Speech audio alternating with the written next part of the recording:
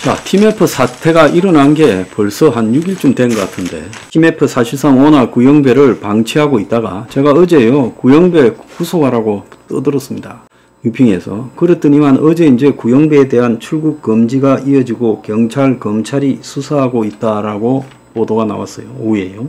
그런데 문제는 TMF가 다 보상을 해주겠다라고 말해놓고 뭐 700억인가 뭐 돈을 가지고 보상하겠다 어쩐다 했는데 기습 회생 신청을 해버렸어요.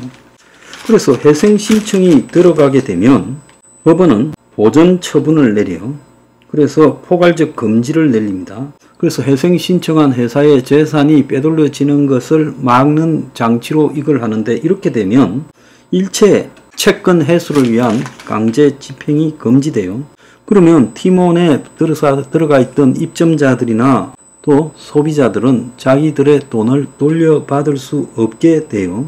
그래서 금융채권은 물론 상거래 채권도 상한이 묶이게 됩니다. 그래서 두 회사가 채무 일부를 탕감받으면 전액 정산을 받지 못하는 일이 발생할 거예요. 그래서 이 기업 회생 신청을 했으면 따져보고 이게 기업이 살아날 가능성이 없다고 판단되면 이제 파산 신청으로 가게 되겠죠. 그러면 피해자는 돈 받을 길이 없어져요. 한마디로 TMF가 기업 회생 신청을 했다는 것은 이제 돈 안 주겠다라고 작정하고 그냥 배째라고 넣은 걸로 보입니다. 자, 정부는 두 회사의 판매 미정산액이 2134억이라고 하지만은 6월 이후에 미정산액까지 다 찾아내면 1조가 넘을 거라고 보고 있어요. 그런데 사고는 TMF가 쳤는데 정부가 이 TMF에 물건 납품하고 피해본 업체에 5,600억의 자금을 빌려주겠다고 나서고 있어요. 그래서 현재 드러난 게 2,000억이 넘으니까 이 정부가 대책 마련에 나서서 중소기업 소상공인들이 자금 경색에 빠지지 않도록 자, 중소기업 벤처진흥공단 또 소상공인 진흥공단 등을 통해 최대 2,000억의 긴급 안정자금을 지원해 주기로 했어요. 그래서 돈 빌려주는 거죠. 이자 받고요. 또 신용보증기금이 보증을 서고 기업은행이 대출을 내주는 조건으로 3,000억 이상의 신규 긴급 경영 안정자금을 빌려주기로 했다는 거예요. 물론 뭐 이렇게 하면 일단 직원들 월급을 못 주고 입점자들이 운영 자금이 없어가 회사 문을 닫는 일은 면할 수 있을지 모르겠지만은 근본적으로 떼인 돈은 이 회복이 불가능한 겁니다.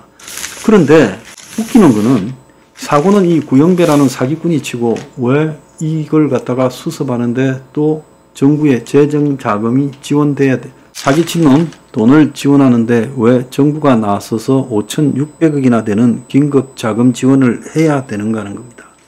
자, 사재를 틀어서 배상을 하겠다고 하고 지분을 팔아서 수습을 하겠다. 그렇게 말을 해오던 구영배가 이제 출국 금지되고 구속될 것 같아지니까 말을 바꿨습니다. 어제 오전까지만 해도 정산 환불 지연 사태에 책임지기 위해 가용할 수 있는 모든 자원을 동원하겠다.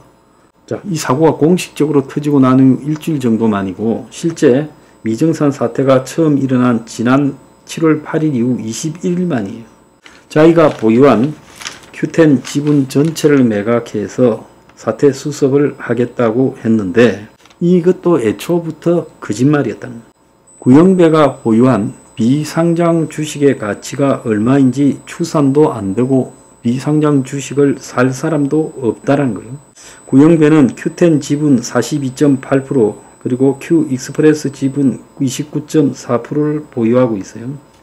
Q10도 재무 부실 상태고, 자, Q익스프레스도 지금 TMF가 망하고 나면 이것도 지금 남을 게 없다라는 거예요. 그래서 망한 대표의 지분을 누가 사겠느냐.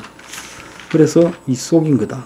그래서 검찰이 지금 전담팀을 꾸려서 수사에 돌입을 하고 출국 금지를 시키고 이러니까 이제 그때서 틀렸구나 생각을 하고 기업 회생을 신청해 버렸어요. 사기꾼도 이런 사기꾼이 없습니다.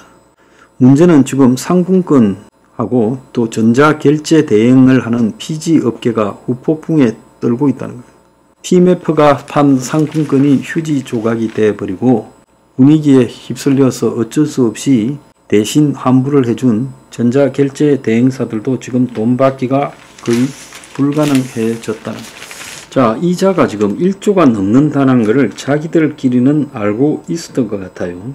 자, 모회사도 지금 빚더미에 올라앉아서 실제로 남을 게 없다라고 지금 보고 있습니다. 그래서 기업 해성에 들어갔지만 해성이 안 될 거라고 저는 보고 있고, 오히려 기업 해생 핑계대고 지금 상한 절차를 올스톱 시키려는 목적이었다라고 보고 있습니다. 그래서 소비자들 결제 대금을 입점업체에게 줘야 될 건데 그걸 다른 용도로 사용했다면 이건 배임 횡령의 사기가 성립이 되죠. 자, 이 상태에서 상품권까지 팔아제꼈다는 것은 매우 악질적인데요. 지금 현재 제가 봤을 때 돈이 없을 거라고 보고 있고, 신속하게 수사해서 과연 물건 판 돈이 어디로 갔는지 지금 확인을 해봐야 될 거라고 저는 생각합니다.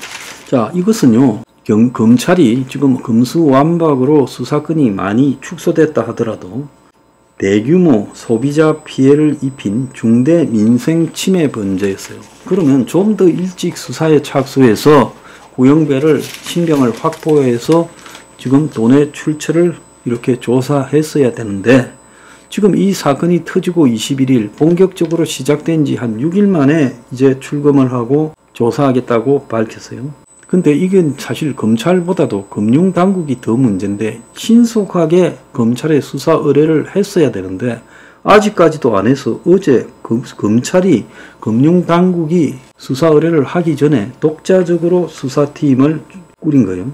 그래서 중대경제범죄에 한해서 검찰이 수사할 수 있다는 금수완박에 의해서 수사에 착수할 수 있는 몇 가지 요인 중에 하나에 들어간 거예요. 그래서 지금 구형배 등 경영진 4명을 긴급 출국 정지했는데, 긴급 출국 정지는 사형 무기 징역 3년 이상의 징역이나 금고에 해당됐다는 중대재해를 지었다고 판단할 때 긴급 출입 금지를 출입국 관리 공무원에게 할 수 있는 거예요. 자, 어제 피해자를 대리해서 한 법무법인이 강남경찰서에 고소고발장까지 제출했어요. 거기에 신준섭 변호사는 기자회견을 열어 이번 고소는 큐텐의 특정경제범죄 가중처벌법상 사기 배임 횡령에 초점을 맞출 예정이다. 정산 대금을 지급할 능력이 없음에도 상품권을 선판매하고 쇼핑몰을 운영한 것은 폰지 사기에 해당된다 했어요. 제가 그랬잖아요.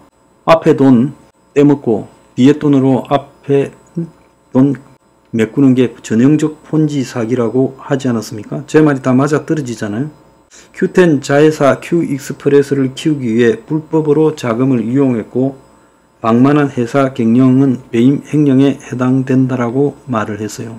경찰도 지금 긴급 수사에 나서겠다고 하고 오늘 국회에서 부른다고도 하고 있습니다. 자, 사기가 성립되는 것은 티맵프가 작은 경색으로 이 판매 대금을 제때 지급할 수 없다라는 걸 알면서도 입점업체에 계속 물건을 받아서 팔아왔다면 이건 사기라는 거예요. 그리고 입점업체에 줘야 될 돈을 다른 용도로 빼돌렸다면 배임 횡령이 지금 성립이 되는 거예요. 그래서 돈이 다 어디 갔냐 하니까 북미 유럽 기반의 전자상거래 업체 위시와 애경그룹 온라인몰 AK몰 등을 인수하는데 판매 대금을 끌어다 썼을 거다라고 추정이 되고 있습니다. 자, 정부는요, 이 플랫폼을 이번에 이 티맵프뿐만 아니라 전반적으로 조사를 해야 됩니다. 카카오만 해도요, 카카오 택시 기사들에게 지금 수수료 낮추겠다다가 안 낮추고 여전히 20% 떼가잖아요. 그리고 14.7% 돌려주고 있죠. 이런 거는 왜 방치합니까? 대통령이 분노했던 일을요. 하나도 안 바뀌고 있어요. 그래서 플랫폼이라는 거는 생기고 나면 이번에 그 배달의 민족이 수수료를 10%가량 올리는 거 한번 보세요. 플랫폼이라는 건 생기고 나면 그야말로 영세 자영업자들 뜯어먹고 사는 거예요. 그래서 이런 플랫폼을 왜 정부가 4차 산업이라고 부추기고 허용을 하고 법도 안 만들고 이럽니까? 국회의원들이 안 하면요, 정부가 앞장서서라도 입법을 제안했어야죠. 할 말 없는 거예요. 플랫폼 단속하라는 거예요.